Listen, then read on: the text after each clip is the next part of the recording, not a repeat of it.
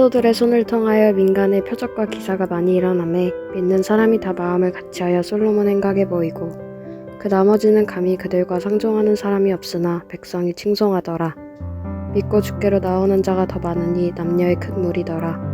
심지어 병든 사람을 메고 거리에 나가 침대와 요 위에 누이고 베드로가 지날 때에 혹 그의 그림자라도 누구에게 덮일까 바라고 예루살렘 부근에 수많은 사람들도 모여 병든 사람과 더러운 귀신의 괴로움을 받는 사람을 데리고 와서 다 나음을 얻으니라.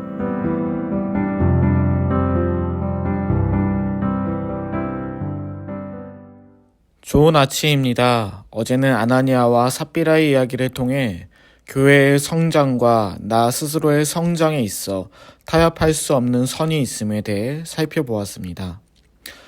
어제 2명의 목숨이 떠났습니다. 그러나 이 사건 이후의 본문 12절부터는 이들에 대한 애도 혹은 별다른 교훈을 전하지는 않습니다. 오히려 본문은 전혀 다른 이야기를 시작합니다. 사도들을 통하여 수많은 사람들의 문제들이 해결되는 모습을 보여줍니다. 12절입니다. 사도들의 손을 통하여 민간의 표적과 기사가 많이 일어나매 믿는 사람이 다 마음을 같이하여 솔로몬 행각에 모이고 사도들의 손을 통하여 하나님께서는 많은 표적과 기사가 일어나게 하셨습니다. 여기서 일어나매는 문법상 미완료로 되는데 일시적이지 않고 지속적으로 일어나고 있다는 것을 보여줍니다. 그리고 표적과 기사 중에 표적이라는 단어는 원어상 어떤 의도를 위하여 전하게 된 증거, 이 증거가 있을 때 쓰는 단어입니다.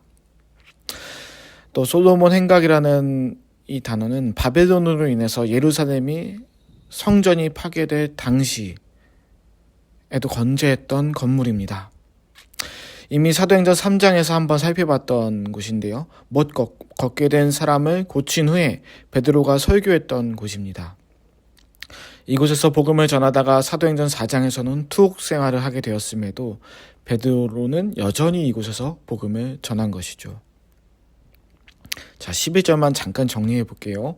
아나니아와 삽비라 사건은 초대교회를 흔들지 못했습니다. 어떠한 애도 기간도 없었고 겁먹고 도망가는 사람, 또 다른 교훈 이런 것을 성경에서는 일절 보여주지 않습니다. 오히려 사건을 전환해서 사도들의 손을 통해 이전과 같은 장소였던 솔로몬의 행각에 다시 모여서 복음을 전하는 것을 보여줍니다. 그 가운데 하나님의 나라에 대한 증거들이 나타나는 것을 보여줍니다. 사도행전 4장의 외부 압력이나 사도행전 5장 1절에서 11절의 내부적 문제에 개의치 않고 초대교회는 한결같이 여전히 복음을 전하고 있는 겁니다.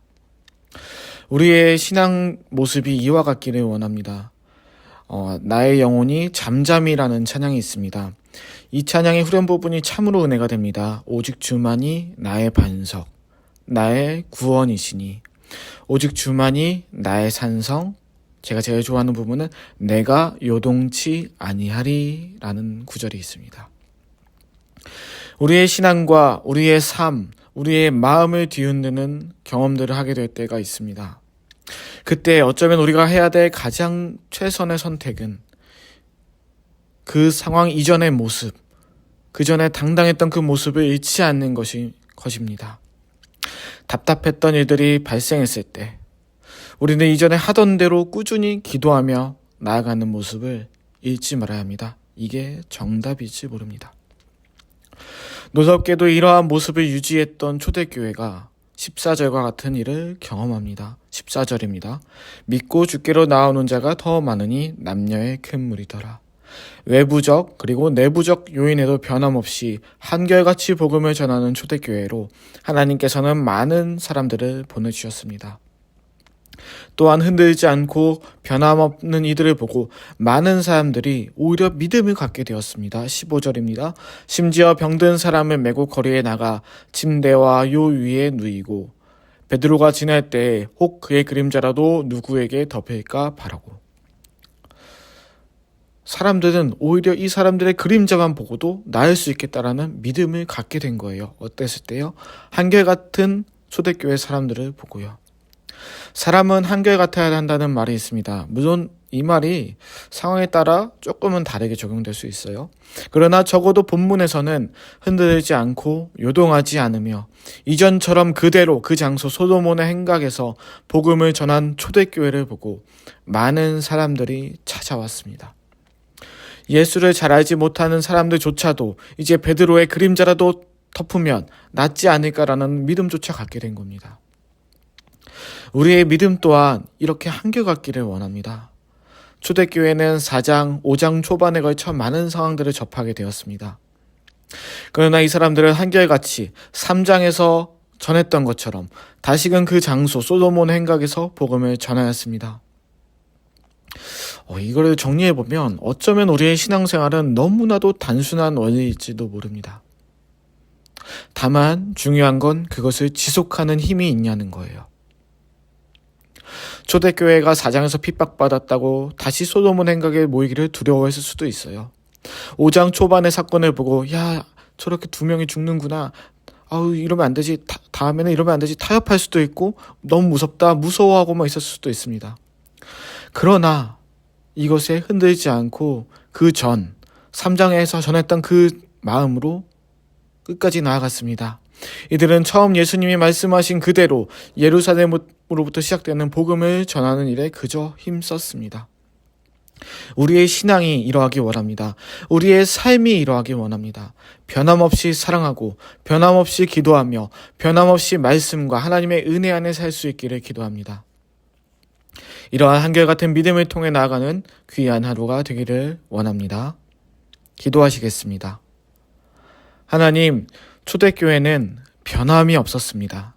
이들은 자신들이 복음을 전하다 핍박을 받았던 장소에 다시 모였습니다. 내부적으로 어려운 일도 겪게 되었습니다. 그러나 흔들리지 않았습니다. 하나님, 우리에게 이러한 한결같은 신앙이 있기를 원합니다. 세월은 가고 시대는 변하며 나의 마음도 지키기가 쉽지 않을 때가 많습니다. 그러나 풀은 마르고 꽃은 시들어도 언제나 영원하신 하나님의 말씀을 의지합니다.